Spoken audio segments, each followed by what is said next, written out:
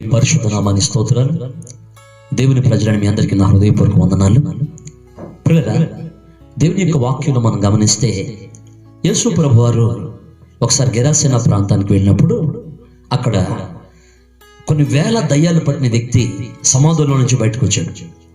యేసు ప్రభు వారు చూసి, సర్వోన్నతుడైన దేవుని కుమారుడా, నాతో నీకేం పని అన్నప్పుడు యేసు ప్రభు వెంటనే అతన్ని, నీ పేరేంటి అంటే, నా పేరు సేన, మేము అనేకులం అని చెప్పాడు.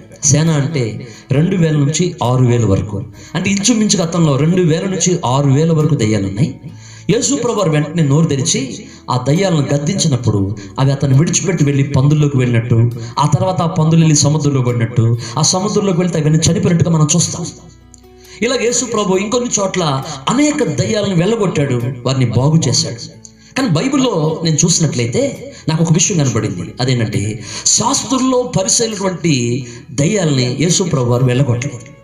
ఎందుకనంటే, అసలు వాళ్ళలో దయ్యాలు ఉన్నాయా అని నేను చూస్తే నాకు వాక్యాన్ని బట్టి అర్థమైన విషయం ఏంటంటే, ప్రకటన గ్రంథం 12:10 మన విరోధైన అపవాదంట దేవుని ఎదుట దీవారాత్రులు మన సహోదరుల మీద నేరమును మోపుచున్నాడని అక్కడ రాయబడి ఉంది. చూడండి, శాస్త్రులు పరిశీలనలో ఉన్నది దయ్యాలు కాదు, వాళ్ళలో ఉన్నది అపవాది, సాతానే వాళ్ళు నివసించాడని నేను అనుకుంటున్నానండి వాక్యాన్ని బట్టి. ఈ వాక్యం ఉన్న దేవుని ప్రజలరా, మనం గమనించినట్లయితే వారిలో పనిచేస్తుందంటే దయ్యాలు కాదండి. ఆయన యేసు ప్రభు 2000 దయ్యాలు వెళ్ళగొట్టాడు, ఆయన ఇంకంతకన్నా ఎక్కువ దయ్యాలు వెళ్ళగొట్టాడు. కానీ వారిలో ఉండే దురాత్మని యేసు ప్రభు వెళ్ళగొట్టలేక కాదు, కానీ వారిలో ఉన్న స్వభావం డైరెక్ట్గా అపవాది స్వభావం. ఏంటి అపవాది స్వభావం అంటే, వారి స్వభావం అంటే ఇతరుల మీద నేరములను మోపటం, ఇతరుల మీదటువంటి నేరాలు తీసుకెళ్ళి చెప్పటం వారి యొక్క స్వభావం. ఈరోజు దేవుని వాక్యమైన దేవుని బిడ్డలారా, ఇతరుల్లో ఉన్న నేరాలని నువ్వు చెప్పే వ్యక్తివైతే, ఇతరులో ఉన్న లోపాలని నువ్వు ఇతరులకు చెప్పే వ్యక్తివైతే, ఖచ్చితంగా నీలో ఉన్న దయ్యం కాదు, అపవాది అనే విషయం మనం గుర్తుపెట్టుకోవాలి. చూడండి, వాక్యం మనం గమనిస్తే యేసు ప్రభువు ఒకసారి వాక్యం చెప్తుంటే అక్కడ కొంతమంది వాక్యం వినకుండా ఎక్కడ ఏ తప్పులు జరుగుతున్నాయి, ఎక్కడ ఎవరు ఏం చేస్తున్నారని చెప్పేసి వాళ్ళు వెతుకుతూ ఉండగా ఒక వ్యభిచార మందు పట్టబడిన స్త్రీని తీసుకొచ్చారు. వాళ్ళు తీసుకొచ్చి యేసు ప్రభువుని నిలబెట్టి, నువ్వు వాక్యం చెప్పడం ఆపేసి, నువ్వు ఇవన్నీ మాకొద్దు, ఆమె మీద నువ్వు ఏ తీర్పు తీరుస్తావో తీర్చు, మోషే ధర్మశాస్త్రం ప్రకారం రాళ్లతో కొట్టి చంపాలని చెప్పినప్పుడు యేసు ప్రభువు అన్నారు, మీలో తప్పు లేనివాడు, మీలో నేరం లేనివాడు మొదట ఆమె మీద రాయిదేమని చెప్తే వాళ్ళందరూ అక్కడి నుంచి వెళ్ళిపోయారండి. చూడండి, యేసు ప్రభువు నేరాలు మోపే వాళ్ళకి ఎప్పుడు సపోర్ట్ చేయలేదు. ఎందుకనంటే ప్రభు నేరాలు మోపేవాడు కాదు. ప్రభు మన పాపమును క్షమించడానికి ఈ లోకానికి వచ్చిన దేవుడు ఆయన. ఆ స్త్రీని అందరూ రాళ్ళు అయిపోతుంటే యేసు ప్రభువు అన్నారు, ఆమె మీద రాయి వేయాలంటే మీలో ఏ లోపం లేని వాడు ఏమంటే అందరూ అక్కడి నుంచి వెళ్ళిపోయారు. అప్పుడు ప్రభు అంటాడు, అమ్మ ఎవరు నీకు శిక్ష విధించలేదంటే, లేదు ప్రభు, అయితే నేను నీకు శిక్ష విధించను, సమాధానం గలదాను ఇంటికి వెళ్ళని ప్రభు ఆమెకి సమాధానం ఇచ్చి అమ్మా అని పిలిచి ప్రభు ప్రేమతో ఆమెను క్షమించి అక్కడి నుంచి పంపించినట్టు మనం చూస్తాం. చూడండి, ప్రభు ఎటువంటి స్వభావం కలిగినవాడు. బైబిల్ ఏం చెప్తుందంటే, క్రీస్తు యేసును కలిగి మనసు మీరు కూడా కలిగి ఉండమని దేవుని యొక్క వాక్యం చెప్తుందండి. ప్రేమ దోషమును కప్పును, పగ కలహమును రేపును, కొండిగాడే తిరుగువాడు పరులు గుట్టు బయట పెట్టిన దీని యొక్క వాక్యం చెప్తుంది.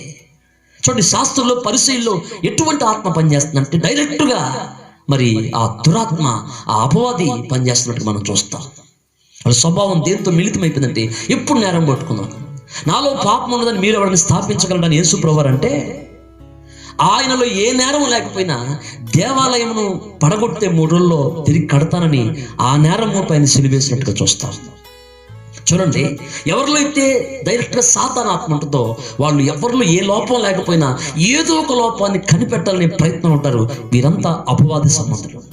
బైబిల్ చెప్తుంది, అపవాది సంబంధాలు అందరూ కూడా నరకంలో ఉంటారని దీనికి వాక్యం చెప్తుంది. మరి దేవుని సంబంధాలు ఎలా ఉంటారు? ప్రేమ కలిగి ఉంటారు. బైబిల్లో మనం చూస్తే యోసేపు అనే వ్యక్తి పాత నిబంధనలు చాలా ప్రేమ కలిగిన వ్యక్తి.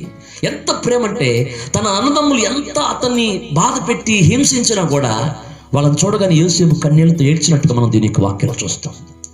చూడండి, యోసేపు స్వభావం చాలా ప్రేమ కలిగింది. అందుకే చూడండి, అన్నదమ్ముల్లో చెడు సమాచారాన్ని తీసుకెళ్ళి తండ్రికి మాత్రం చెప్పాడు, ఇంకెవరికి చెప్పలేదు. మనం కూడా ఇతరులు ఏదైనా లోపం చూసినప్పుడు మొదట చెప్పాల్సింది ఎవరికంటే తండ్రికి చెప్పాలి, పరలోకపు తండ్రికి చెప్పాలి. ఇతరుల బలహీనతల కొరకు మనం ప్రార్థించాలి, ఇతరుల లోపాల కొరకు మనం దేవుని సొంత మొరపెట్టే స్వభావం ఉండాలి. కానీ మనం ఇతరుల నేరాలు పట్టేవారుగా, ఇతరుల లోపాలని ఇతరులకి జారవేసేవాళ్ళుగా మనం ఉండకూడదండి. దేవుని ప్రజలు, దేవుని సంబంధులు ఎప్పుడు కూడా దేవుని ప్రేమ కలిగి ఇతరుల బలహీనతలు చూసినప్పుడు బైబిల్ ఏం చెప్తుంది? పరిశుద్ధాత్మట మన బలహీనతను చూసి మనకు ఒక విజ్ఞాపన చేస్తారంట. ఆ మనసు మనకు కూడా ఉండాలండి. ఇతరుల బలహీనతలు చూసినప్పుడు, ఇతరుల లోపాలు చూసినప్పుడు మొట్టమొదటి మనం చేసే పని దేవునికి మొరపెట్టాలా, దేవునికి విజ్ఞాపన చేయాలా. అప్పుడు మనం ఎక్కడ ఉంటామంటే నిత్యత్వంలో ఉంటాం. అందుకే ఈరోజు వాక్యమైన నీ జీవితంలో అపవాది సంబంధులుగా ఉండకండి, సాతాను సంబంధులుగా ఉండమాకండి. సాతాను కూడా స్వభావం రెండేనండి. ఒకటి నేరాలు మోపటం, రెండవది ఇతరులు ఏదన్నా సరే మంచి స్వభావం అంటే చూసి ఓర్చుకోలేకపోవటం.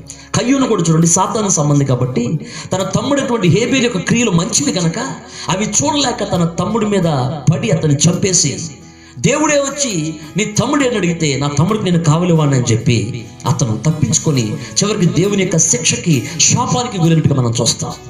దేవుని వాక్యమైన దేవుని బిడ్డలారా, క్రైస్తవ దేవుని ప్రజలు ఎలా ఉండాలంటే ఇతరుల ఉన్న లోపాలను చూసి ప్రార్థించేవారిగా, మొరపెట్టేవారిగా, వారి కోసం కన్నీళ్లు కార్చేవారిగా, వారి యొక్క విషయాన్ని దేవునికి మాత్రమే తెలియపరచడంగాని మనం ప్రచారం చేసేవాళ్ళుగా, ఇతర లోపాలు కనుగొనడానికి శాస్త్రులు పరిశీలన తిరిగేవాళ్ళుగా మనం ఎప్పుడు ఉండకూడదండి. ఈ వాక్యం మన దేవుని బిడ్డరా, క్రీస్తు యేసు కింద మనసు మనం కూడా కలిగంతాం. మానవుడి యొక్క పాపం ఎంత గొప్పదైనా ప్రభు ఎదురు క్షమించి మనల్ని సహించి, భరించి, ప్రేమించి, ఎన్నిక లేని, యోగ్యత లేని మనకి ఎంత కృపనిచ్చాడండి. ఈ వాక్యం నీ జీవితంలో క్రీస్తు కలిగిన మనసు కలిగి, ప్రేమ కలిగి ఉంటాం. అపవాది మనసు మనకు వద్దండి. ఎందుకంటే అపవాది వాని సంబంధాలందరూ రేపు మండుగుండలు వేయబడిపోతున్నారు. ప్రభు సంబంధాలందరూ నిత్యత్వం ఉండబోతున్నారు. అట్టి మనసు కలిగి ప్రభు కొరకు నమ్మకంగా జీవిద్దాం. దేవుడి మాటలు దీవించును గాక. ఆమేన్.